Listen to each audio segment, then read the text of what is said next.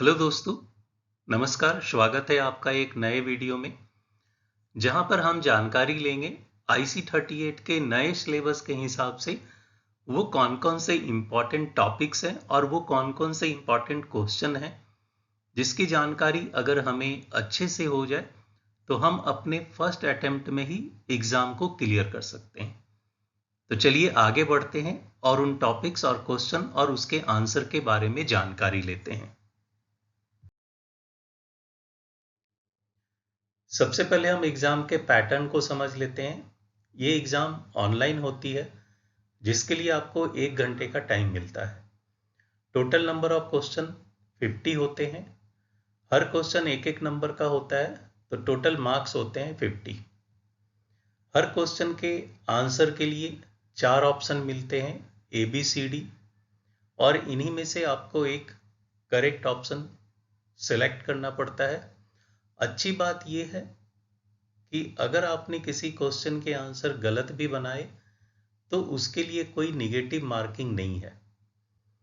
IC38 के नए syllabus के हिसाब से इस एग्ज़ाम को पास करने के लिए अब केवल 15 नंबर की ज़रूरत होती है। यानी आपने अगर 15 क्वेश्चन के भी आंसर सही बना लिए, तो आप एग्ज़ाम पास कर जाएंगे। आइए समझते हैं कि बीमा क्या होता है। मान लीजिए आपने एक बाइक खरीदी, जिसकी कीमत है 50,000 रुपये। उस बाइक को लेकर के आप घर आ गए। अब हमारी बाइक के साथ रिस्क क्या हो सकता है? हो सकता है हमारी बाइक का एक्सीडेंट हो जाए, या हो सकता है हमारी बाइक चोरी हो जाए। इन दोनों ही सिचुएशन में हमारा किस चीज़ का नुकसान होगा? हमारा नुकसान होगा उस पैसे का जो हमने इसको खरीदने में लगाए हैं। यानी 50,000 रुपये का हमारा क्या होगा? नुकसान हो जाएगा। तो आप सभी को पता है कि जब हम गाड़ी खरीदते हैं, तो उसका बीमा भी कर दिया जाता है। अब अगर गाड़ी चोरी हो गई या एक्सीडेंट हो गया, तो बीमा कंपनी क्या करेगी? हमारे उस नुकसान की भरपाई करेगी। यानी 50,000 रुपये में हमने गाड़ी खरीदी थी, तो 50,000 रुपये का भुगतान बीमा कंपनी कंपनसेशन के रूप में कर देगी। तो बीमा को सिंपल भाषा में अगर हम एक्सप्लेन करें, तो हम कह सकते हैं आर्थिक नुकसान की भरपाई को क्या बोला जाता है? बीमा बोला जाता है। Compensation of financial loss is known as insurance. हम जानकारी लेंगे ह्यूमन लाइफ वैल्यू के बारे में, यानी मानव जीवन मूल्य। जैसे आपने पीछे देखा कि हमने एक गाड़ी खरीदी 50,000 रुपये में, तो उस गाड़ी की वैल्यू कितनी बनी? 50,000 रुपये। और उस गाड़ी का बीमा कितने का हुआ? 50,000 रुपये का। अब यहाँ पे हम बात करते हैं जब एक ह्यूमन लाइफ की, तो एक ह्यूमन लाइफ का कितने का बीमा हो सकता है? फॉर एग्जाम्पल, अगर ये एक बंदा है जिसकी एनुअल इनकम है 5 लाख रुपए, तो इसका कितने का बीमा हो सकता है? तो उसके लिए हमें समझना होगा थोड़ा सा। मान लीजिए बैंक का रेट ऑफ इंटरेस्ट 10% है, और अगर हमने बैंक में 50 लाख रुपए जमा करे, तो 10% के रेट ऑफ इंटरेस्ट से सालाना इंटरेस्ट कितना बनेगा? 5 लाख रुपए। यानी जितना ये आदमी अर्न कर रहा था, 5 लाख रुपए ये कमा रहा है, तो बैंक में रखा हुआ 50 लाख भी 10% के रेट से कितना कमा रहा है? 5 लाख रुपए। अब अगर इस बंदे की डेथ होती है और इसका बीमा 50 लाख का हो, तो बीमा कंपनी क्या करेगी? इसकी फैमिली को 50 लाख रुपए देगी, और उसकी फैमिली उस 50 लाख को अगर बैंक में डिपॉजिट कर देती है, तो बैंक से इंटरेस्ट कितना आएगा? 5 लाख रुपए। तो यहां पर इस व्यक्ति के न रहने से जितने का नुकसान हुआ, उस नुकसान की भरपाई ये 50 लाख रुपए से हो गई। तो यहां पर हम कह सकते हैं कि इस बंदे की जो ह्यूमन लाइफ वैल्यू थी, वो 50 लाख रुपए थी, तो इसका बीमा 50 लाख रुपए का हो सकता है। तो ह्यूमन लाइफ वैल्यू के लिए दो चीज़ों को समझना होता है, दो चीज़ों की जानकारी होनी चाहिए। पहला कि उसकी इनकम कितनी है, दूसरा करेंट में बैंक का रेट ऑफ इंटरेस्ट कितना चल रहा है। तो अगर आप यहाँ पे देखें तो ह्यूमन लाइफ वैल्यू निकालने के लिए बहुत ही सिंपल कैलकुलेशन है। उसकी जो एनुअल इनकम है उसको अगर आप रेट ऑफ इंटरेस्ट से डिवाइड करेंगे तो उसका ह्यूमन लाइफ वैल्यू निकल के आ जाएगा। जैसे यहाँ पे 5 लाख को अगर हमने 10% यानी 0.10 से डिवाइड किया तो 50 लाख रुपया इसका आंसर बनता है। यानी इस बंदे का कितने का बीमा हो सकता है, तो 50 लाख, जो कि उसकी ह्यूमन लाइफ वैल्यू होती है। अब हम ह्यूमन लाइफ से रिलेटेड कुछ क्वेश्चन आंसर देख लेते हैं। तो सबसे पहले आप इसको याद रखेंगे, प्रोफेसर ह्यूबनर। तो प्रोफेसर ह्यूबनर कौन थे?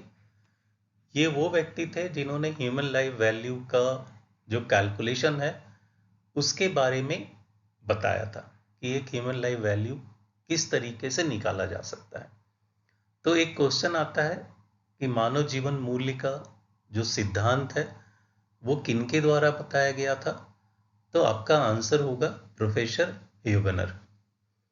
दूसरा, ये जो नंबर आप देख रहे हैं ना, ₹12 लाख, ₹20 लाख, ₹40 लाख, तो ये तीनों नंबर आप याद कर लें। तो एक क्वेश्चन आएगा, उस क्वेश्चन में एक व्यक्ति का इनकम दिया रहेगा और रेट ऑफ इंटरेस्ट लिखा रहेगा और ये पूछा जाएगा कि उस बंदे का ह्यूमन लाइफ वैल्यू बताएं, यानी उसको कितने की बीमा की जरूरत है। तो 3 क्वेश्चन बने हुए हैं, तो उन तीनों के ये आंसर हैं 12 लाख, 20 लाख और 40 लाख। तो तीनों में से कोई एक क्वेश्चन आपके सेट में दिखेगा, तो आप वहां पे ध्यान से देख लें। जो आंसर के ऑप्शन होते हैं ABCD, उसमें से 12 लाख, 20 लाख या 40 लाख, तीनों में से कोई भी एक दिखे तो उसको आप क्या करेंगे, सिलेक्ट कर लेंगे। उसके बाद एक क्वेश्चन पूछा जाता है, मानव जीवन मूल्य की धारणा किसने आविष्कार की थी? तो इसका आंसर होगा प्रोफेसर ह्यूबनर। अब यहाँ पे एक क्वेश्चन देखिए जो ह्यूमन लाइफ वैल्यू से रिलेटेड है, जिसका आंसर है 12 लाख। मिस्टर राजन है जिनकी इनकम है 1,20,000 और उस 1,20,000 में से 24,000 वो अपने ऊपर खर्च कर देते हैं। यानी अपनी फैमिली को वो कितना पैसा देते हैं? तो 1.20 में से अगर आप 24,000 माइनस करेंगे तो वो होगा 96,000। तो अपनी फैमिली को वो 96,000 देते हैं। तो अगर इनकी डेथ होगी तो कितने का नुकसान पहुंचेगा उनकी फैमिली को? तो 96,000 का। रेट ऑफ इंटरेस्ट कितना है? 8%। तो आपको ज्ञात करना है कि इस बंदे का ह्यूमन लाइफ वैल्यू क्या बनेगा। तो अगर आप 96,000 को 8% से डिवाइड करेंगे तो आंसर होगा 12 लाख। तो इसको आप ध्यान से देख लें। तो ये अगर आप समझ गए तो आपका एक नंबर यहां से आ जाएगा। एक और क्वेश्चन पूछा जाता है, निम्नलिखित में से वह कौन सी पारंपरिक विधि है जो किसी व्यक्ति को कितने की बीमा की जरूरत है उसका निर्णय लेने में मदद करती है? तो इसका आंसर होगा मानव जीवन मूल्य।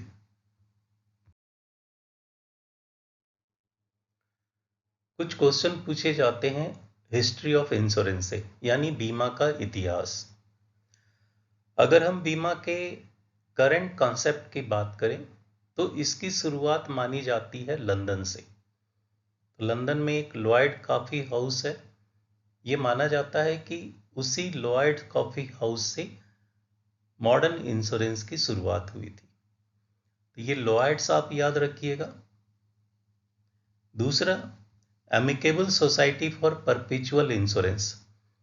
ये वर्ल्ड की सबसे पहली जीवन बीमा कंपनी थी जिसकी शुरुआत 1706 में लंदन में की गई थी।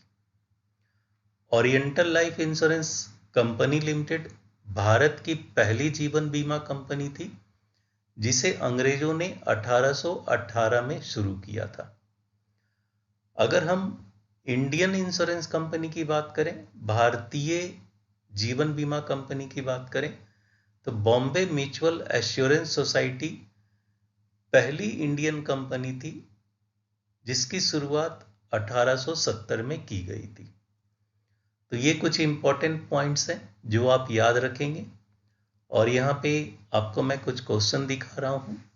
ये वो क्वेश्चन है जो हिस्ट्री ऑफ इंश्योरेंस से रिलेटेड होते हैं और क्वेश्चन ये सारे पूछे जाते हैं। तो आधुनिक बीमा कारोबार की शुरुआत डैश से हुई थी, तो इसका आंसर होगा लॉयड्स से हुई थी।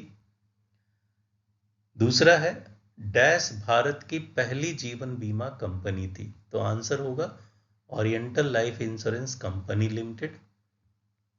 और ये तीसरा वाला देखिए, डैश भारत की पहली भारतीय जीवन बीमा कंपनी थी, तो आंसर होगा बॉम्बे म्यूचुअल एश्योरेंस सोसाइटी।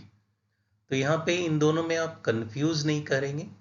ये जो है भारत की पहली जीवन बीमा कंपनी थी और नीचे जो दिख रहा है वो भारत की पहली भारतीय जीवन बीमा कंपनी थी। तो इसको अच्छे से देख लेंगे और उसी के हिसाब से आप आंसर को सिलेक्ट करेंगे। अब हम जानकारी लेंगे IRDAI के बारे में। ये काफी इंपॉर्टेंट टॉपिक है, इससे 3-4 क्वेश्चन आते हैं। तो IRDAI यानी कि insurance regulatory development authority of India, Hindi में इसे बोलते हैं हम लोग भारतीय बीमा विनियामक विकास प्राधिकरण। तो IRDAI क्या होता है? आप लोगों ने RBI का नाम सुना होगा, यानी रिजर्व बैंक ऑफ इंडिया। तो रिजर्व बैंक ऑफ इंडिया क्या करती है, जितने भी बैंक्स होते हैं, चाहे वो गवर्नमेंट बैंक हो या फिर प्राइवेट बैंक हो, उन सभी बैंकों के लिए रूल्स एंड रेगुलेशन कौन डिसाइड करता है? तो वो होता है RBI। यानी RBI जो है वो बैंक का रेगुलेटर है। उसी तरीके से जितनी भी बीमा कंपनी है, चाहे वो गवर्नमेंट की हो या प्राइवेट हो, जनरल इंश्योरेंस हो, लाइफ इंश्योरेंस हो या फिर हेल्थ इंश्योरेंस हो, तो उन सब के लिए रूल एंड रेगुलेशन कौन डिसाइड करता है? तो वो होता है IRDAI। तो IRDAI का फुल फॉर्म याद रखिएगा, insurance regulatory development authority of India. तो IRDA की स्थापना 1999 में की गई थी और सन 2000 से IRDA ने काम करना शुरू किया था और उसके लिए IRDA एक्ट 2000 बनाया गया था। एक चीज और याद रखेंगे, IGMS, इसका फुल फॉर्म पूछा जाता है। IGMS का फुल फॉर्म होता है इंटीग्रेटेड ग्रेवियंस मैनेजमेंट सिस्टम। तो IGMS क्या है? ये एक ऑनलाइन पोर्टल है जो IRDAI के द्वारा बनाया गया है। अगर आपका कोई कंप्लेन किसी बीमा कंपनी के अगेंस्ट में है, तो आप IGMS के पोर्टल पे जा करके ऑनलाइन IRDAI के पास कंप्लेन कर सकते हैं। तो IGMS का फुल फॉर्म पूछेगा, उसको आप अच्छे से देख लें और इसको आप बना लेंगे। तो आइए क्वेश्चन देख लेते हैं। निम्नलिखित में से भारत में बीमा उद्योग का नियामक या रेगुलेटर कौन है? तो इसका आंसर होगा भारतीय बीमा विनियामक एवं विकास प्राधिकरण। दूसरा, अपनी बीमा पॉलिसी के संबंध में शिकायत रखने वाला एक ग्राहक डैश के माध्यम से IRDAI से संपर्क कर सकता है। तो इसका आंसर क्या होगा? IGMS। तीसरा, IGMS को विस्तृत करें, यानी IGMS का फुल फॉर्म क्या होगा? तो इसका आंसर होगा इंटीग्रेटेड ग्रेवियंस मैनेजमेंट सिस्टम।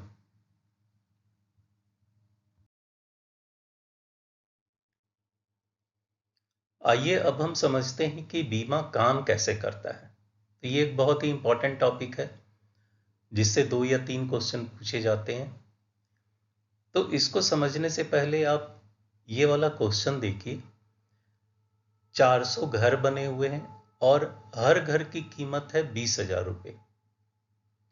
और ऐसा देखा गया कि ऑन एन एवरेज हर साल क्या होते हैं, 4 घरों में आग लग जाती है, जिसकी वजह से 4 घर नष्ट हो जाते हैं। तो कुल कितने पैसे का नुकसान पहुंचता है? तो 80,000 रुपये का। अब अगर इस नुकसान की भरपाई इन सभी घर वाले मिलके करें तो इन सबको कितना पैसा देना होगा? तो वो होगा 200 रुपये। यानी 200 रुपये अगर 400 लोग मिलके जमा करें तो 80,000 रुपये का एक फंड बन जाएगा, और जिनके भी घर का नुकसान होगा उनको यहां से 20,000 रुपये दे दिए जाएंगे। तो यहां पे आप देख पा रहे हैं कि जो नुकसान पहुंचा उसकी भरपाई कौन कर रहा है? तो ये 400 लोग मिलके कर रहे हैं। तो बीमा क्या होता है? बीमा बिल्कुल इसी तरीके से काम करता है, जहां पर कुछ लोगों का नुकसान बहुत लोगों द्वारा आपस में बांट लिया जाता है। तो बीमा क्या है? बीमा एक रिस्क शेयरिंग का प्रोसेस है, और इसी प्रोसेस को सारी बीमा कंपनी फॉलो करती है। इसी तरीके से सारी बीमा कंपनी काम करती है।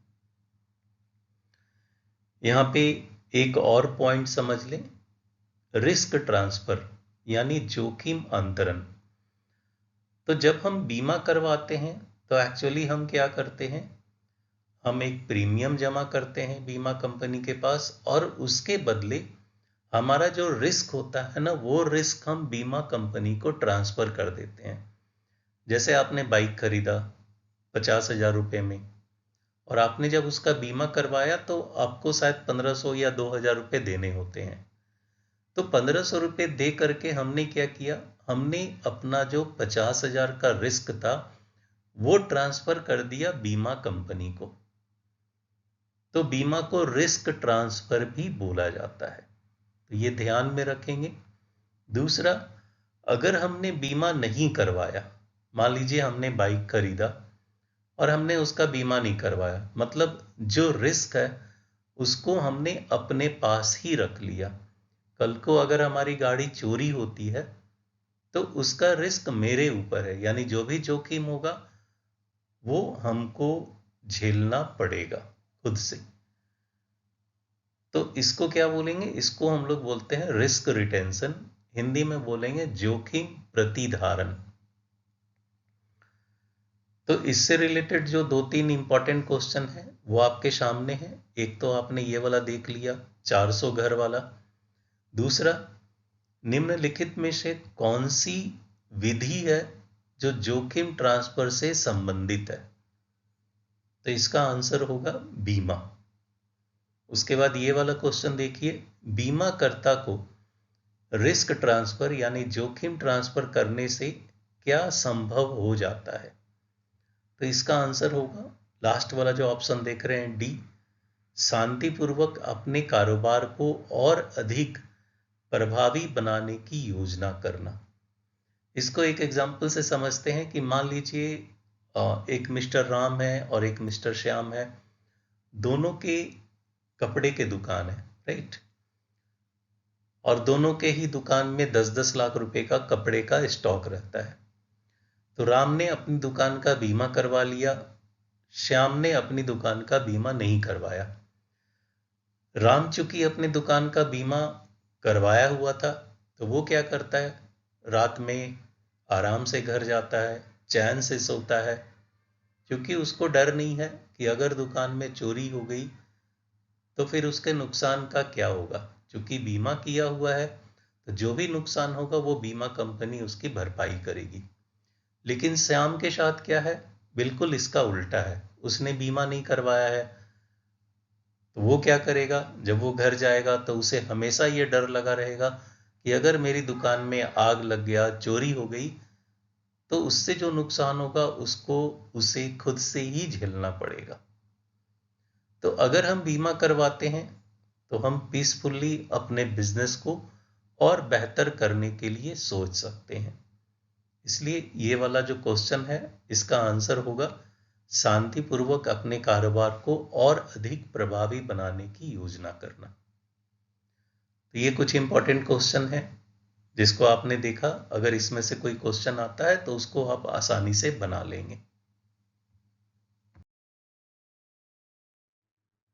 इस टॉपिक के कुछ और इंपॉर्टेंट क्वेश्चन देख लेते हैं।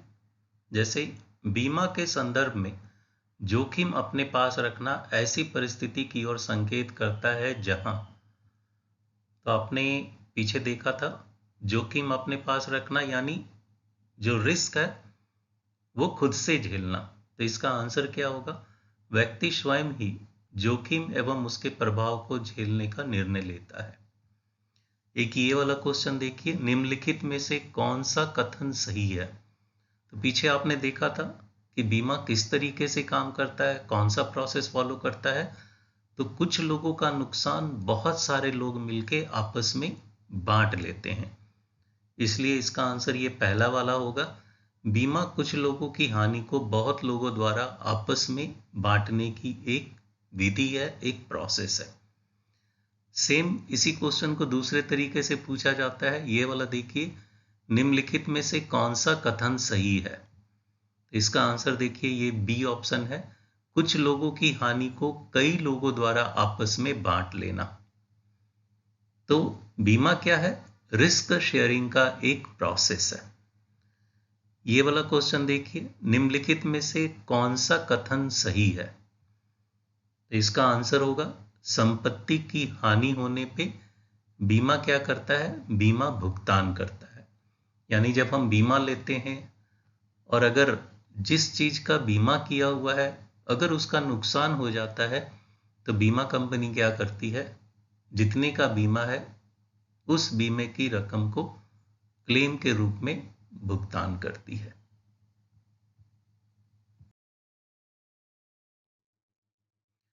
एक बहुत ही इंपॉर्टेंट टॉपिक है इंश्योरेबल इंटरेस्ट यानी बीमा योग्य हित। इससे 2 या 3 क्वेश्चन आते हैं, तो आइए इसको समझ लें हम लोग। इंश्योरेबल इंटरेस्ट क्या होता है? जैसे मैं अगर आपसे पूछूं कि क्या आप मेरा बीमा ले सकते हैं, तो आंसर होगा नो। क्यों? क्योंकि अगर मेरी डेथ होती है तो क्या आपको कोई आर्थिक नुकसान होगा? तो आंसर इज नो। तो अगर मेरे डेथ होने से आपको आर्थिक नुकसान नहीं है तो आप मेरा बीमा नहीं ले सकते। तो इंश्योरेबल इंटरेस्ट क्या बोलता है कि हम उसी व्यक्ति या उसी वस्तु का बीमा करवा सकते हैं जिसके नष्ट होने से मुझे आर्थिक नुकसान हो सकता है।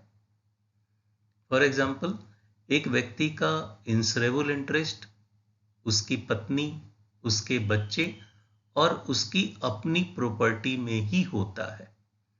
यानी वो अपनी फैमिली का बीमा ले सकता है, अपनी बाइक का बीमा ले सकता है, अपने घर, मकान, दुकान का बीमा ले सकता है। तो ये होता है इंश्योरेबल इंटरेस्ट। तो इंश्योरेबल इंटरेस्ट में 2 चीजें आपको याद रखनी है। आप सभी को पता है, एक जीवन बीमा होता है और एक होता है गैर जीवन बीमा यानी जनरल इंश्योरेंस। तो इंश्योरेबल इंटरेस्ट जीवन बीमा और गैर जीवन बीमा दोनों ही जगह पे लागू होता है। तो यहां पे ध्यान देंगे कि जीवन बीमा में केवल इंश्योरेबल इंटरेस्ट कब देखा जाता है? जब हम बीमा खरीदते हैं। लेकिन जब हम जनरल इंश्योरेंस की बात करें तो जनरल इंश्योरेंस में जब बीमा खरीदा जाता है और जब क्लेम होता है तो दोनों ही टाइम पे बीमा कंपनी इंश्योरेबल इंटरेस्ट चेक करती है। तो जब तक इंश्योरेबल इंटरेस्ट नहीं होगा तब तक किसी भी वस्तु या किसी व्यक्ति का बीमा नहीं हो सकता है। जैसे, क्या आप मेरी गाड़ी का बीमा करा सकते हैं? Answer is no. क्योंकि मेरी गाड़ी है, अगर मेरी गाड़ी चोरी होती है तो नुकसान मुझे पहुंचेगा, तो मैं अपनी गाड़ी का बीमा करवाऊंगा क्योंकि मेरी गाड़ी के साथ इंश्योरेबल इंटरेस्ट है और आपका आपकी बाइक के साथ, आपके घर के साथ इंश्योरेबल इंटरेस्ट जुड़ा होता है। तो इसलिए इंश्योरेबल इंटरेस्ट में ये देखना जरूरी होता है कि जिस व्यक्ति, जिस वस्तु का बीमा हो रहा है तो नुकसान किसको पहुंच रहा है। तो कुछ क्वेश्चन देख लेते हैं। जो इंपॉर्टेंट है इंश्योरेबल इंटरेस्ट से। बीमा योग्य हित के संबंध में निम्न में से कौन सा सही नहीं है। अब यहाँ पे क्वेश्चन में क्या देख रहा है, सही नहीं है। तो अगर आप चारों ऑप्शन को ध्यान से देखेंगे तो आपको आंसर दिखेगा, मित्रों द्वारा एक दूसरे के लिए बीमा पॉलिसी लेना। तो हम अपने बेटे का ले सकते हैं, पति पत्नी का ले सकते हैं, एक नियोक्ता अपने कर्मचारी के लिए भी बीमा पॉलिसी ले सकता है। तो हम अपने फ्रेंड का बीमा नहीं ले सकते, क्योंकि फ्रेंड की अगर डेथ हो जाती है तो मुझे कोई आर्थिक नुकसान नहीं पहुंचेगा। तो इसका आंसर होगा सी। एक और क्वेश्चन देखते हैं, निम्न में से कौन सा विकल्प रमेश द्वारा बीमित नहीं किया जा सकता। तो अगेन रमेश अपने घर का बीमा कर सकता है, रमेश अपनी पत्नी का बीमा ले सकता है, रमेश अपने माता पिता का बीमा ले सकता है, बट रमेश अपने फ्रेंड का बीमा नहीं ले सकता। तो इसका आंसर होगा रमेश का मित्र। जीवन बीमा के संदर्भ में बीमा योग्य हित कब होना चाहिए। तो मैंने पहले ही आपको बताया था, जीवन बीमा में जब हम बीमा लेते हैं या गैर जीवन बीमा में, दोनों में ही जब बीमा लिया जाता है उस समय इंश्योरेबल इंटरेस्ट यानी बीमा योग्य हित का होना जरूरी है। इसलिए इसका आंसर होगा बीमा कराते समय। अगर ये क्वेश्चन ये पूछा जाए कि गैर जीवन बीमा में बीमा योग्य हित कब होना चाहिए, तो उसका आंसर होगा जब हम बीमा खरीदते हैं और जब हम क्लेम लेते हैं, दोनों ही समय पे बीमा हित यानी इंश्योरेबल इंटरेस्ट होना जरूरी है। तो इसको अच्छे से आप समझ गए होंगे। क्वेश्चन ये आता है, लगभग सारे सेट में डला हुआ है, तो आप ध्यान से इसको बना लेंगे।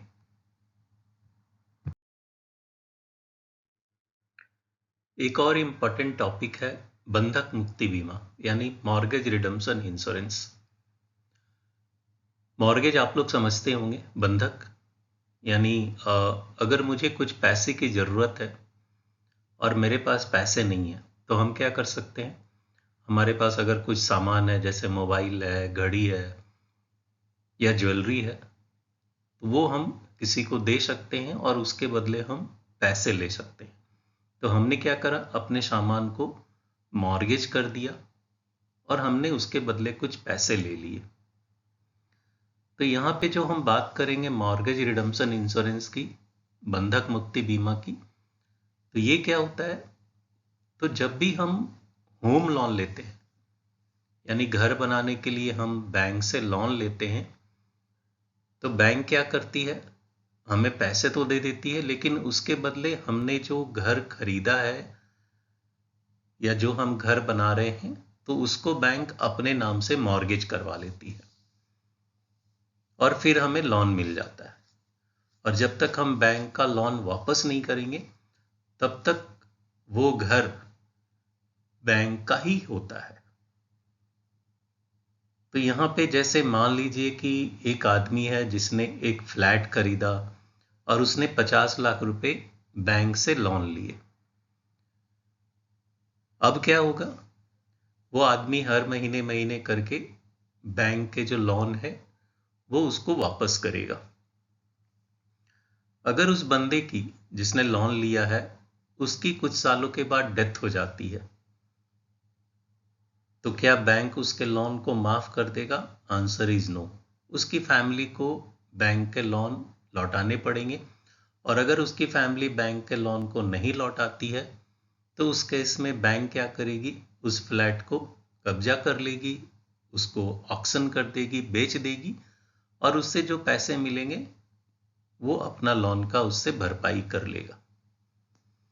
तो इस तरह का सिचुएशन अगर किसी के पास आ जाता है तो इस सिचुएशन से बचने के लिए हम क्या कर सकते हैं, तो हम ये वाला बीमा ले सकते हैं, मॉर्गेज रिडम्पशन इंश्योरेंस, जो होम लोन को सिक्योर्ड करने के लिए लिया जा सकता है। तो अगर इस केस में जो अभी हमने डिस्कस करा उसमें अगर बंदे की डेथ हो जाती है तो बीमा कंपनी क्या करेगी, उसके लोन को चुका देगी यानी बैंक को पैसे दे देगी, और बैंक क्या करेगा, जो घर था वो उसकी फैमिली को वापस कर देगा। तो मॉर्गेज रिडम्पशन इंश्योरेंस यानी बंधक मुक्ति बीमा, ये होम लोन के लिए यूज किया जाता है।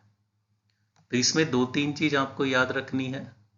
एक तो एमआरआई केवल होम लोन के लिए यूज होता है, ये ध्यान रखेंगे। दूसरा, इसमें जो सम एश्योर्ड होता है यानी जो मृत्यु लाभ की जो राशि होती है वो धीरे धीरे क्या होता है, जैसे जैसे हम बैंक का पैसा वापस करते जाएंगे वैसे वैसे क्या होता है, वो कम होता जाता है।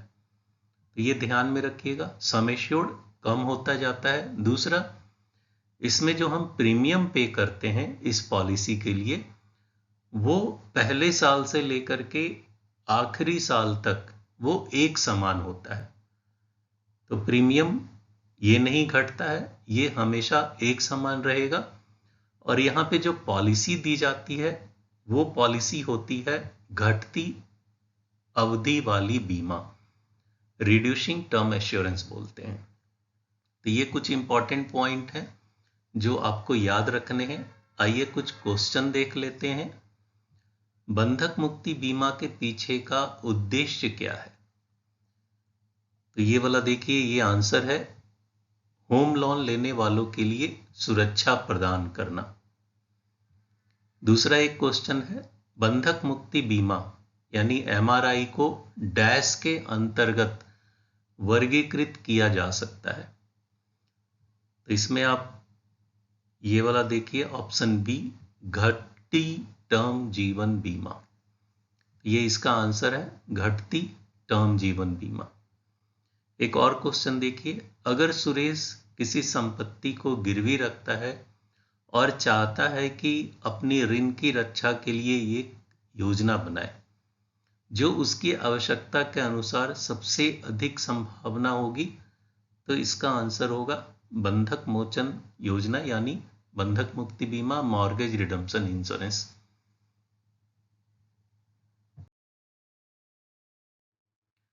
एक और इंपॉर्टेंट टॉपिक है कीमैन इंश्योरेंस यानी प्रमुख व्यक्ति बीमा।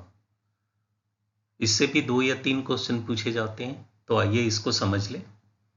कीमैन इंश्योरेंस, मैं एक एग्जाम्पल के जरिए आपको समझाने की कोशिश करता हूं।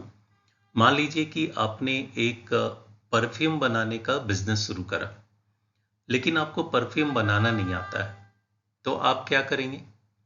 आप एक वैसे बंदे को जॉब पे रखेंगे जिसको परफ्यूम बनाना आता है। तो आपने क्या करा, एक बंदा हायर कर लिया और आपकी परफ्यूम की फैक्ट्री चलने लगी। बट आप पूरी तरह से उस बंदे के ऊपर डिपेंडेंट है जिसको कि परफ्यूम की ABCD मालूम है। अब अगर उस बंदे को कुछ हो जाता है, वो बीमार पड़ गया या उसकी डेथ हो गई, तो फिर क्या होगा? आपका जो परफ्यूम का प्रोडक्शन है वो बंद हो जाएगा। तो वो आपके लिए क्या हो गया? वो आपके लिए कीमैन हो गया, उसके बगैर आपका काम नहीं चलेगा। तो जब भी कोई प्रमुख व्यक्ति यानी बिजनेस का प्रमुख व्यक्ति काम करने में असमर्थ हो जाता है, तो वैसी स्थिति में जो बिजनेस में लॉस होता है, उस लॉस की भरपाई के लिए कीमैन इंश्योरेंस लिया जाता है। तो यहां पे 2 चीज आप याद रखेंगे। प्रमुख व्यक्ति बीमा के तहत जो इंश्योरेंस का अमाउंट होता है वो डिपेंड करता है कि आपके बिजनेस की प्रॉफिटेबिलिटी क्या है, आपके बिजनेस में कितना प्रॉफिट हो रहा है। तो ये है कीमैन इंश्योरेंस। तो आइए इससे रिलेटेड जो 3-4 इंपॉर्टेंट क्वेश्चन है उसको समझ लेते हैं। जैसे ये वाला देखिए, प्रमुख व्यक्ति बीमा के तहत बीमित राशि आमतौर पर किससे जुड़ी होती है? तो इसका आंसर होगा व्यापार हानि की भरपाई, यानी हमारे बिजनेस में जो लॉस हो रहा है कीमैन व्यक्ति के ना रहने से, उसकी हानि की भरपाई। दूसरा क्वेश्चन है, प्रमुख व्यक्ति बीमा पॉलिसी के तहत बीमा धन आमतौर पे इनमें से किससे जुड़ी होती है? तो वो होता है व्यवसाय की लाभप्रदता यानी प्रॉफिटेबिलिटी ऑफ बिजनेस। तीसरा क्वेश्चन है, कंपनी की बिक्री में सुरेश का योगदान 20% है, वह अपने काम को जारी रखने में असमर्थ है, उसकी विकलांगता के बाद कौन सी पॉलिसी नुकसान की भरपाई के लिए कंपनी की मदद करेगी? तो आंसर होगा प्रमुख व्यक्ति बीमा यानी कीमैन इंश्योरेंस। तो ये काफी ही इंपॉर्टेंट टॉपिक है, इससे 2 या 3 क्वेश्चन पूछे जाते हैं, तो आपने इसे अच्छे से समझ लिया होगा। तो अगर क्वेश्चन आपको दिखे तो आप आसानी से उसको बना लेंगे।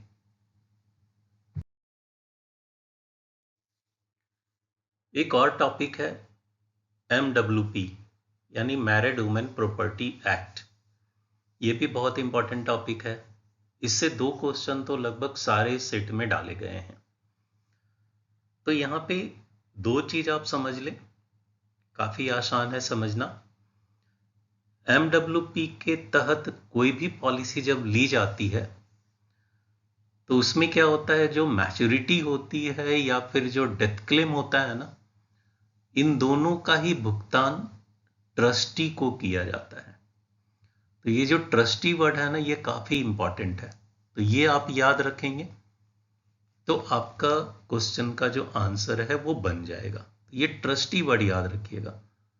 ये याद रखेंगे कि पॉलिसी की जो मैच्योरिटी है या पॉलिसी का जो डेथ क्लेम है वो किसको दिया जाता है, वो ट्रस्टी को दिया जाता है।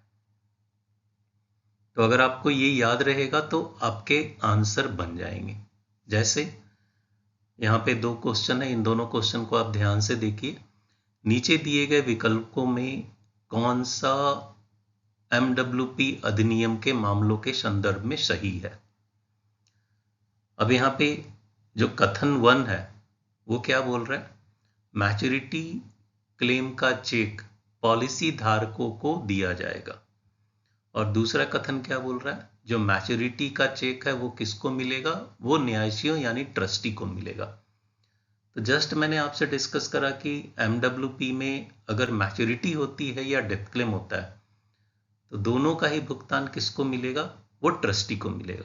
तो इसका आंसर क्या होगा, कथन 2। तो इसका आंसर है ऑप्शन बी 2 सही है।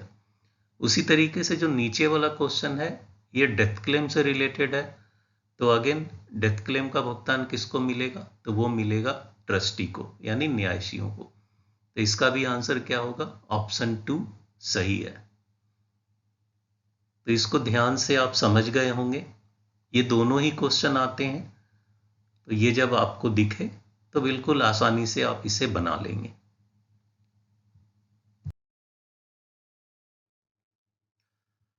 MWP के 2 क्वेश्चन और देख लेते हैं जो काफी इंपॉर्टेंट है।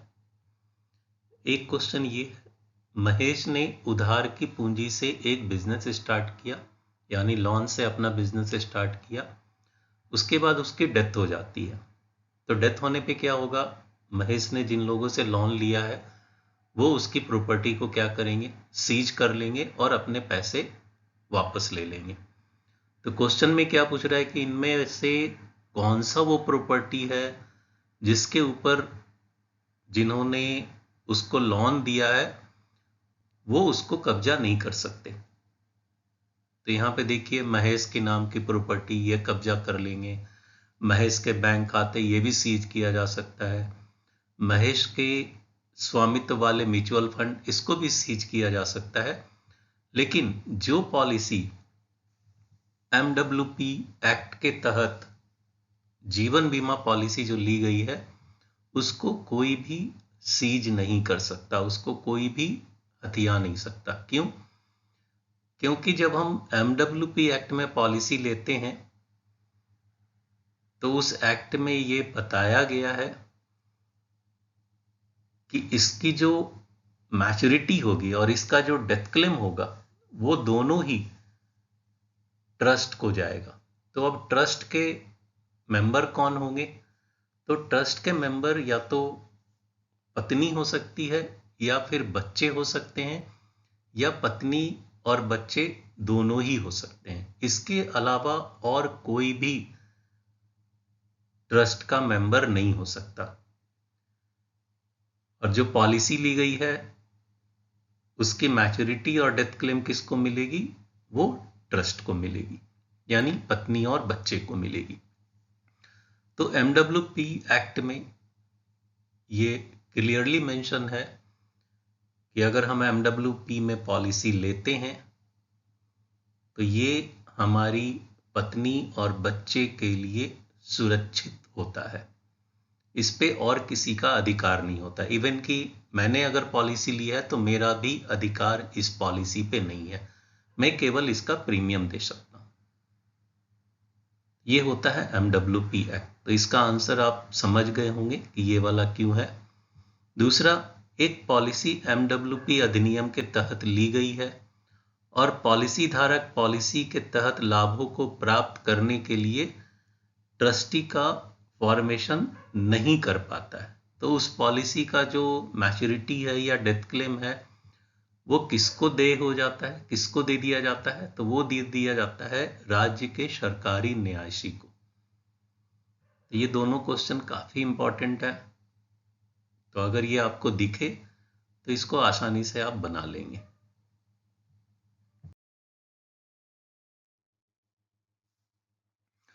एक और इंपॉर्टेंट टॉपिक है डेथ क्लेम यानी मृत्यु दावा। इससे 2 या 3 क्वेश्चन पूछे जाते हैं। डेथ क्लेम 2 तरह का होता है, एक होता है अर्ली डेथ क्लेम और एक होता है नॉर्मल डेथ क्लेम, शीघ्र मृत्यु दावा और सामान्य मृत्यु दावा। तो अर्ली डेथ क्लेम किसको बोलते हैं? पॉलिसी ली गई और पॉलिसी लेने के 3 साल के अंदर अगर डेथ क्लेम हो जाता है तो इस तरह के डेथ क्लेम को अर्ली डेथ क्लेम बोलते हैं। तो अर्ली डेथ क्लेम के केस में क्या होता है, बीमा कंपनी इन्वेस्टिगेशन करती है और इन्वेस्टिगेशन करने के लिए उसके पास जो टाइम है वो है 180 डेज या 6 मंथ का। तो 180 दिन या 6 माह के अंदर ही वो अपना इन्वेस्टिगेशन पूरा करेगी और उसके बाद उसी के हिसाब से वो कार्रवाई करेगी। अगर डेथ क्लेम का भुगतान करना है तो 6 महीने के बाद वो डेथ क्लेम का भुगतान कर देगी। तो कुछ क्वेश्चन देख लेते हैं जो शीघ्र मृत्यु दावा से संबंधित है। नीचे दिए गए मृत्यु दावा में कौन सा दावा शीघ्र मृत्यु दावा माना जाएगा?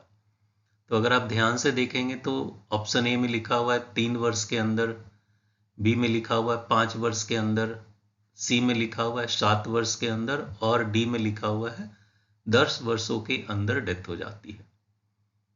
तो इसका आंसर क्या होगा? अर्ली डेथ क्लेम किसको बोलते हैं? जो 3 साल के अंदर हो जाता है। तो इसका आंसर होगा ए वाला ऑप्शन, अगर पॉलिसी अवधि के 3 वर्षों के भीतर बीमा धारक की मृत्यु हो जाती है।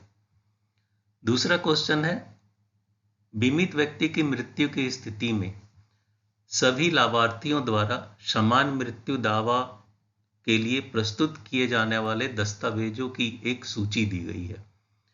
इसमें से कौन सा बेमेल है यानी कौन सा ऑड है जो केवल एक्सीडेंटल डेथ के केस में एडिशनल डॉक्यूमेंट के रूप में मांगा जाता है?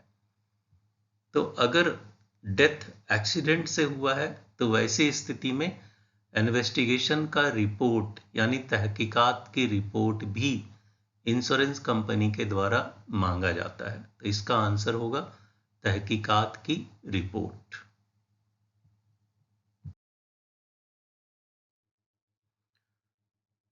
उसके बाद हम देखते हैं सामान्य मृत्यु दावा यानी नॉर्मल डेथ क्लेम। तो नॉर्मल डेथ क्लेम किसको बोलेंगे?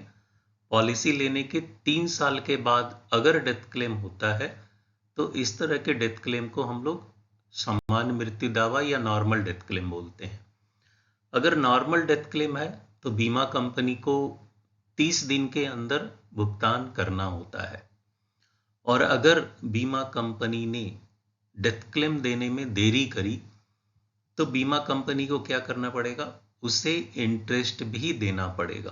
तो जो इंटरेस्ट का रेट होगा वो क्या होगा? तो जो भी करंट का बैंक रेट है उसके ऊपर 2% और ऐड करके इंटरेस्ट का भुगतान करना पड़ेगा। तो इसको याद रखेंगे, नॉर्मल डेथ क्लेम में 30 दिन के अंदर बीमा कंपनी को भुगतान करना है, अन्यथा उसे इंटरेस्ट भी ऊपर से देना पड़ेगा। अब कुछ क्वेश्चन देख लेते हैं।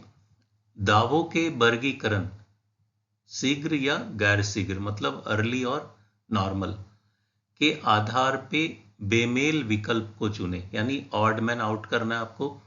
तो यहाँ पे देखिए 6 महीने के अंदर डेथ हो जाती है, 1.5 साल के अंदर डेथ हो गई, 2.5 साल के अंदर डेथ हो गई, और ये वाले ऑप्शन में लिखा हुआ है 5 साल के अंदर डेथ हो गई। तो ये जो ऊपर वाला तीनों ऑप्शन है ए बी सी, वो अर्ली क्लेम है, और जो नीचे वाला है वो क्या है, ये सामान्य मृत्यु दावा यानी नॉर्मल डेथ क्लेम है। तो इसका आंसर होगा ऑप्शन डी। नीचे देखिए IRDAI पॉलिसी धारकों के हितों के संरक्षण के लिए विनियम 2002 के अनुसार जीवन बीमा पॉलिसी के तहत मृत्यु दावे का भुगतान या विवाद सभी प्रासंगिक कागजात और स्पष्टीकरण प्राप्त होने की तारीख से डैश दिनों के भीतर किया जाना चाहिए। तो आंसर क्या होगा, 30 दिन। तो 30 दिन के अंदर ही नॉर्मल डेथ क्लेम में कंपनी को भुगतान कर देना है, अन्यथा उसे क्या देना पड़ेगा, अलग से इंटरेस्ट पे करना पड़ता है, और जो इंटरेस्ट का रेट है वो है बैंक रेट प्लस 2%।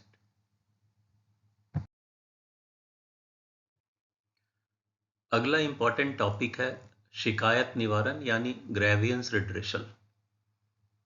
तो यहाँ पे जो इंपॉर्टेंट पॉइंट्स हैं, सबसे पहले उसको डिस्कस कर लेते हैं, फिर कुछ क्वेश्चन आपको दिखा देंगे, उसके आंसर को भी बताएंगे। तो ये काफी इंपॉर्टेंट टॉपिक है, इससे 3 या 4 क्वेश्चन भी आते हैं। तो सबसे पहले हम कंज्यूमर प्रोटेक्शन एक्ट के बारे में समझेंगे। तो ये कंज्यूमर प्रोटेक्शन एक्ट क्या होता है, ये कब लागू हुआ था, ये लागू हुआ था 1986 में। तो जब कंज्यूमर प्रोटेक्शन एक्ट बना तो उसके बाद बनाया गया डिस्ट्रिक्ट फॉरम, जिसे हम लोग आमतौर पे कंज्यूमर फॉरम भी बोलते हैं। जागो ग्राहक जागो, आपने टीवी पे ऐड देखा होगा। अगर हम कोई सामान लेते हैं या किसी सर्विस को अवेल करते हैं और उसमें कोई त्रुटि पाई जाती है और जहां से हमने सामान खरीदा वो कंप्लेन सुनने को तैयार नहीं है, तो फिर हम क्या कर सकते हैं, हम कंज्यूमर कोर्ट में जाकर के केस फाइल कर सकते हैं। तो कंज्यूमर कोर्ट बनने से पहले कंज्यूमर प्रोटेक्शन एक्ट बना 1986 में, और यहाँ पे फिर कंज्यूमर कोर्ट बनाए गए जो 3 लेवल के होते हैं। एक होता है डिस्ट्रिक्ट लेवल का, जिसे हम बोलते हैं डिस्ट्रिक्ट फॉरम, जिला फॉरम। दूसरा होता है स्टेट लेवल का, जिसे हम स्टेट कमीशन या राज्य आयोग बोलते हैं। और तीसरा होता है नेशनल कमीशन, जिसे राष्ट्रीय आयोग भी बोलते हैं हिंदी में। तो तीनों में डिफरेंस क्या है, तो तीनों का जो लिमिट है ना वो डिफरेंस है। तो डिस्ट्रिक्ट फॉरम में आप 1 करोड़ रुपए तक का कंप्लेन फाइल कर सकते हैं। अगर आपका कंप्लेन 1 करोड़ से ऊपर और 10 करोड़ रुपए तक है तो आपको फिर स्टेट कमीशन में कंप्लेन करना होगा। और अगर आपका कंप्लेन 10 करोड़ रुपए से ऊपर का है तो फिर आपको नेशनल कमीशन में कंप्लेन करना होगा। तो लिमिट के हिसाब से ये तीनों अलग अलग बने हुए हैं, डिस्ट्रिक्ट फॉरम, स्टेट कमीशन और नेशनल कमीशन। तो इसको याद रखेंगे, लिमिट से ही क्वेश्चन आते हैं। तो आइए क्वेश्चन को देख लेते हैं। पहला क्वेश्चन है, उपभोक्ता फॉर्म किस अधिनियम द्वारा नियंत्रित किया जाता है? इसका आंसर है उपभोक्ता संरक्षण अधिनियम 1986। दूसरा क्वेश्चन है, उपभोक्ता संरक्षण अधिनियम के अनुसार किसे एक उपभोक्ता के रूप में वर्गीकृत नहीं किया जा सकता? यानी क्वेश्चन ये पूछ रहा है कि नीचे दिए गए जो ऑप्शन है अगर आप उसको ध्यान से देखेंगे तो वो कौन सा बंदा है जिसके अगेंस्ट में कंप्लेन फाइल नहीं किया जा सकता? तो ये देखिए पहला वाला ऑप्शन है, जो निजी इस्तेमाल के लिए सेवाओं का किराए पे लेता है। तो यहाँ पे कंप्लेन बनता है। वह व्यक्ति जो रीसेल के लिए सामानों को खरीदता है, मतलब हमने सामान खरीदा क्यों, क्योंकि उसको मुझे दोबारा बेचना है, तो यहाँ पे कंप्लेन नहीं बनता है, क्योंकि मैंने सामान यूज के लिए नहीं लिया है, उसको मैंने बेचने के लिए लिया हुआ है। तो ये वाला इसका आंसर है ऑप्शन बी। तो इसको ध्यान से आप समझ गए होंगे, अगर पूछा जाएगा तो इसको आसानी से आप बना लीजिएगा।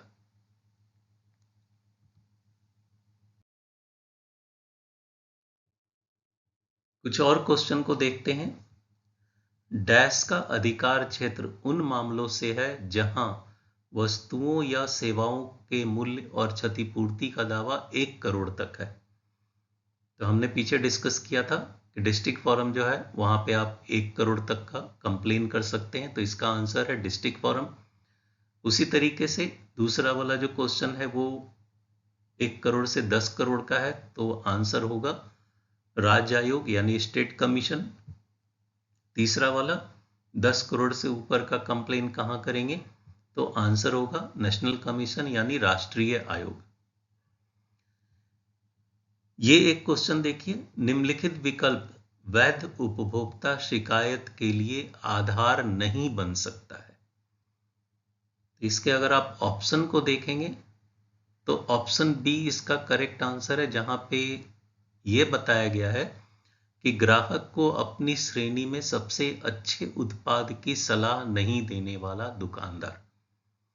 फॉर एग्जाम्पल, जैसे मान लीजिए आपने दुकानदार से आपने साबुन मांगा, आपने बोला कि मेरे को लक्स साबुन दे दो, तो दुकानदार ने आपको लक्स साबुन निकाल के दे दिया। उसने ये नहीं बोला कि लक्स से भी अच्छा साबुन हमारे दुकान में है जिसको आप ले सकते हैं, तो इसके लिए हम कंप्लेन नहीं कर सकते। तो इसका आंसर होगा ऑप्शन बी।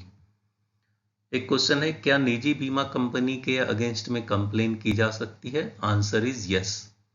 हम प्राइवेट बीमा कंपनी के अगेंस्ट में भी कंप्लेन कर सकते हैं।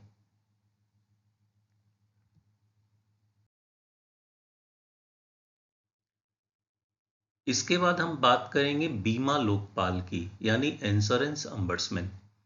ये भी काफी इंपॉर्टेंट टॉपिक है, इससे भी 2 या 3 क्वेश्चन पूछे जाते हैं। तो बीमा लोकपाल क्या करता है? बीमा लोकपाल बीमा धारक यानी जिसने बीमा खरीदा और बीमा कंपनी, इन दोनों की आपसी सहमति के आधार पर ये मध्यस्थ का रोल अदा करता है और फाइनली ये अपना डिसीजन देता है। तो इंश्योरेंस अम्बड्समैन के पास अगर आपको कंप्लेन करना है तो आपको कंप्लेन रिटर्न करना होगा और उसके साथ जो भी प्रूफ है, जो भी डॉक्यूमेंट आपके पास है, वो उसके साथ अटैच करके आपको रिटर्न कंप्लेन करना है। एक चीज ध्यान देंगे, कंप्लेन 1 साल के अंदर ही आपको करना पड़ेगा। यानी जब बीमा कंपनी से आपका डिस्प्यूट हो गया तो डिस्प्यूट होने के 1 साल के अंदर ही आपको इंश्योरेंस अम्बड्समैन के पास कंप्लेन करना होगा। अगर 1 साल से ऊपर हो गया तो आप अम्बड्समैन के पास कंप्लेन नहीं कर सकते। दूसरा आपको ध्यान देना है कि अगर आपने ऑलरेडी किसी कोर्ट में या कंज्यूमर कोर्ट में कंप्लेन कर रखा है तो फिर आप इंश्योरेंस अम्बड्समैन के पास कंप्लेन नहीं कर सकते। अम्बड्समैन के पास 50 लाख से ऊपर का अगर कंप्लेन है तो फिर आप यहां पे नहीं कंप्लेन कर पाएंगे। तो 50 लाख रुपए तक का ही कंप्लेन बीमा लोकपाल के पास किया जा सकता है। अच्छी बात यह है कि बीमा लोकपाल अपना डिसीजन 90 डेज के अंदर में दे देते हैं। तो आपका कोई भी कंप्लेन है तो उसका डिसीजन आपको 90 डेज के अंदर मिल जाएगा। और इससे भी अच्छी बात क्या है कि बीमा लोकपाल ने जो भी डिसीजन दिया है उस डिसीजन को अगर बीमा खरीदने वाला मानने के लिए तैयार है तो बीमा कंपनी को मानना अनिवार्य है। उसको किसी भी कीमत पे बीमा लोकपाल के डिसीजन को मानना पड़ेगा और 15 दिनों के अंदर बीमा लोकपाल के फैसले पे कार्रवाई भी करनी पड़ेगी। पूरे इंडिया में बीमा लोकपाल के 17 ऑफिसेज हैं, तो ये याद रखिएगा, ये बहुत इंपॉर्टेंट है, ये सारे सेट में डला हुआ है।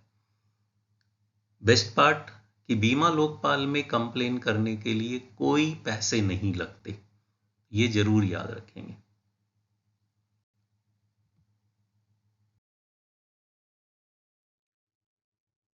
ये कुछ क्वेश्चंस देख लेते हैं बीमा लोकपाल से रिलेटेड। बीमा लोकपाल से संपर्क करने की समय सीमा क्या है? तो इसका आंसर होगा बीमा कंपनी द्वारा शिकायत की अस्वीकृति के 1 वर्ष के अंदर ही आप बीमा लोकपाल को कंप्लेन कर सकते हैं। दूसरा क्वेश्चन है, इनमें से कौन सा कथन बीमा लोकपाल के क्षेत्राधिकार के संबंध में सही है?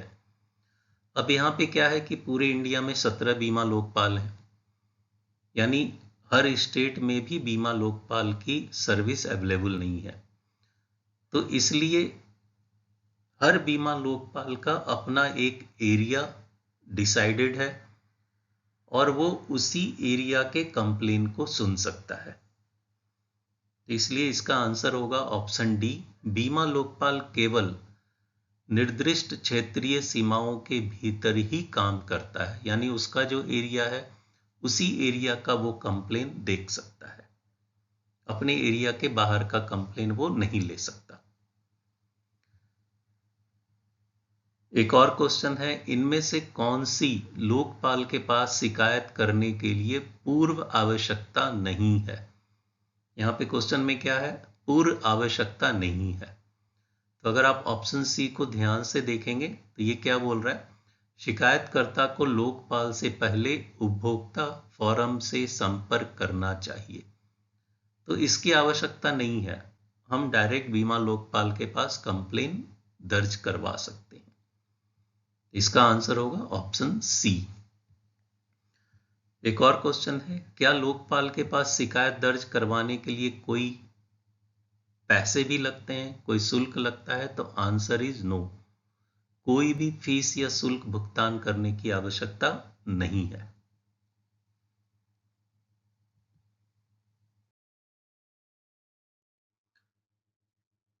तो अभी तक हमने कुछ इंपॉर्टेंट टॉपिक देखे और उससे रिलेटेड हमने इंपॉर्टेंट क्वेश्चन आंसर देखे। कुछ और इंपॉर्टेंट क्वेश्चन आंसर हैं जो एग्जाम में पूछे जाते हैं, तो इनको भी हम लोग देख लेते हैं। ये काफी सिंपल क्वेश्चन है, एक बार आप देख लेंगे तो ये याद हो जाएगा और ये काफी हेल्प करेगा आपको एग्जाम पास करने में। तो एक क्वेश्चन है, प्रस्ताव बनाने के लिए इस्तेमाल किए जाने वाले आवेदन दस्तावेज को आमतौर पर डैश के रूप में जाना जाता है। तो इसका आंसर है प्रस्ताव पत्र यानी प्रपोजल फॉर्म। तो जब भी हम बीमा खरीदते हैं तो बीमा खरीदने के लिए हमें प्रस्ताव पत्र यानी प्रपोजल फॉर्म भरना पड़ता है। दूसरा क्वेश्चन है, निम्नलिखित दस्तावेजों में से कौन सा विकल्प बीमा कंपनी और बीमा धारक के बीच हुए अनुबंध का साक्ष्य है? यानी हमने बीमा खरीदा बीमा कंपनी से, तो बीमा कंपनी और हमारे बीच में क्या होता है, एक एग्रीमेंट होता है कि मैं इतने सालों तक प्रीमियम पे करूंगा और मुझे बीमा कंपनी इतने सालों के अंदर कुछ हो जाता है तो मेरी फैमिली को वो इतने पैसे पे करेगी, या फिर मैं जीवित रहता हूं तो मुझे इतने पैसे मैच्योरिटी पे मिलेगी। तो इसका एक एग्रीमेंट होता है। तो यहाँ पे क्वेश्चन क्या पूछ रहा है कि इस एग्रीमेंट का प्रूफ क्या है? तो जो पॉलिसी डॉक्यूमेंट मिलते हैं वो एग्रीमेंट का प्रूफ माना जाता है, पॉलिसी दस्तावेज या पॉलिसी डॉक्यूमेंट। अगला क्वेश्चन है, प्रथम प्रीमियम रसीद क्या दर्शाती है? FPR, first premium receipt.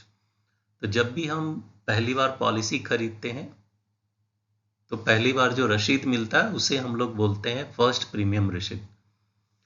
तो फर्स्ट प्रीमियम रसीद ये दर्शाती है कि हमारा बीमा कंपनी से जो कॉन्ट्रैक्ट हुआ है वो शुरू हो चुका है, ये इस बात का प्रूफ है। ये क्वेश्चन देखिए, इनमें से मानक आयु प्रमाण कौन सा है?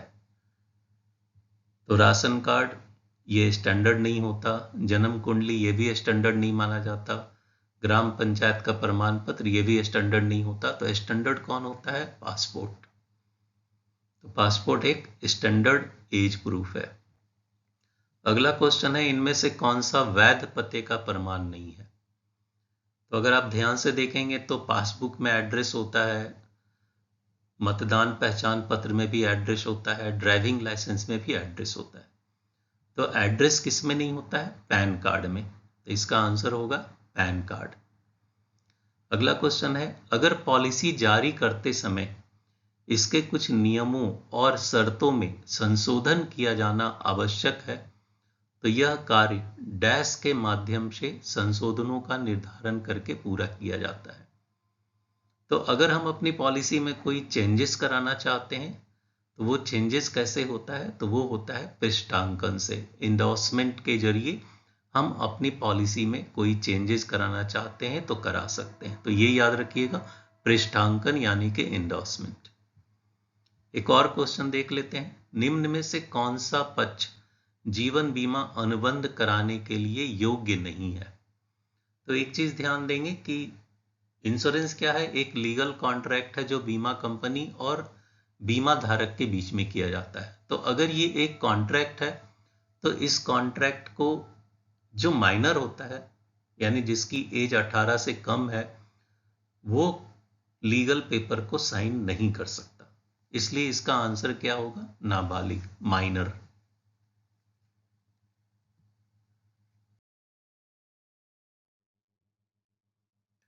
ये क्वेश्चन है, उस सिचुएशन की पहचान करें जहां बीमा की जरूरत पर एक बहस की आवश्यकता नहीं है।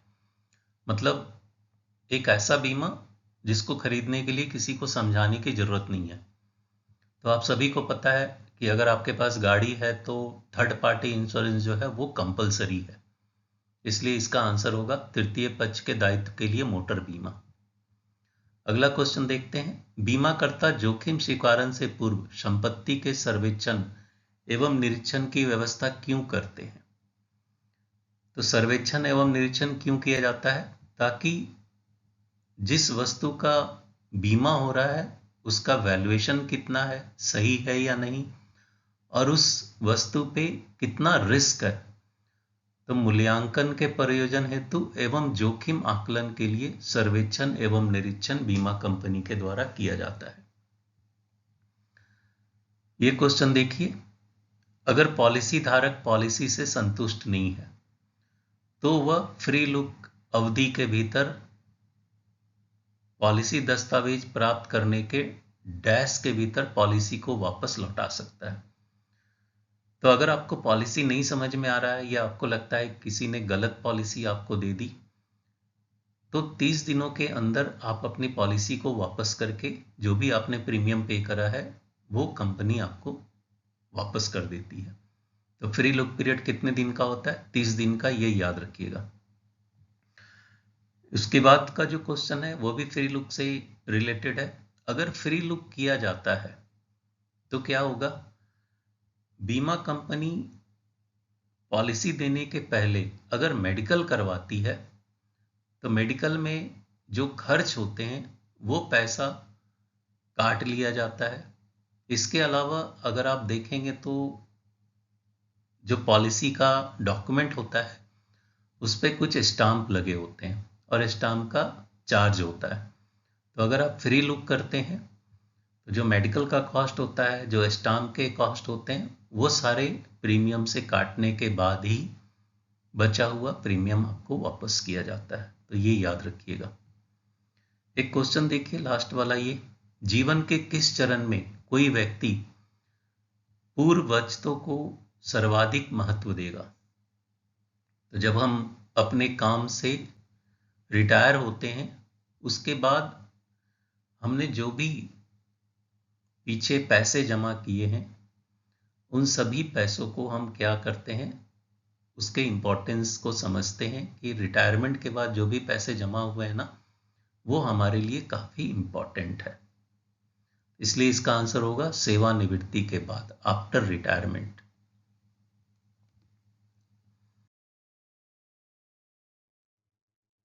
एक ये वाला क्वेश्चन देखिए। मनी लॉन्ड्रिंग डैश धन को अर्थव्यवस्था में लाने की एक प्रक्रिया है जिसमें डैश मूल को छुपाया जाता है ताकि यह कानूनी तौर पे हासिल किया गया प्रतीत हो सके। तो ये मनी लॉन्ड्रिंग से रिलेटेड क्वेश्चन है। आप इसका आंसर याद रखिएगा, अवैध अवैध।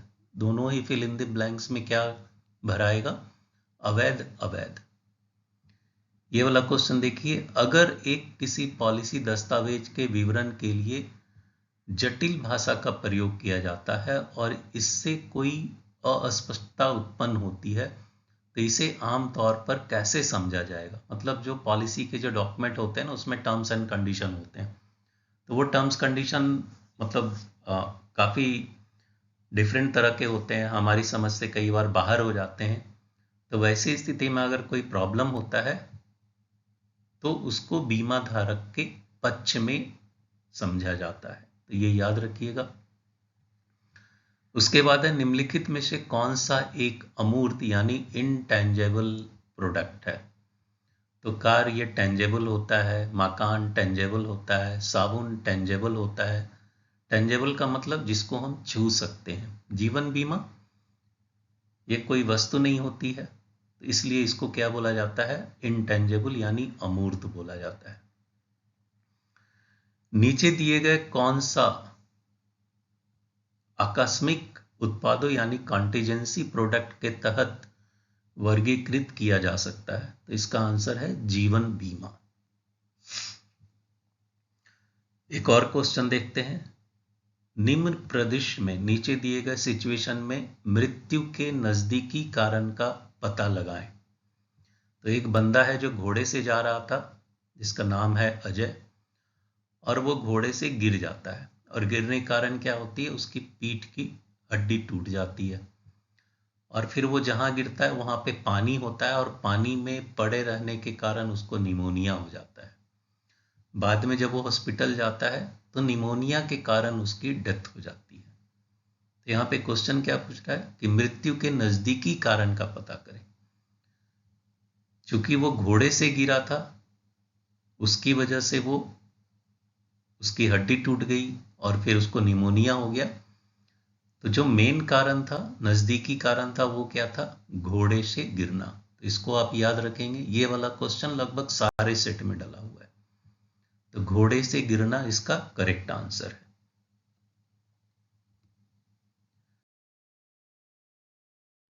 तो दोस्तों, अभी तक आपने वो सारे इंपॉर्टेंट टॉपिक देखे जिससे दो तीन क्वेश्चन आते हैं, और आप सभी को पता है कि नए सिलेबस के हिसाब से केवल 15 नंबर की जरूरत है।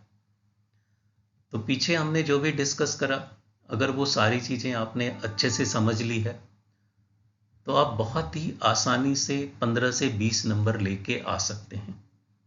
कोई भी दिक्कत आपको नहीं होगी। अब मैं आपको एक ट्रिक बताता हूं। अगर आप ये ट्रिक यूज करते हैं तो 100% श्योर आप अपने फर्स्ट अटेम्प्ट में एग्जाम को क्लियर करेंगे।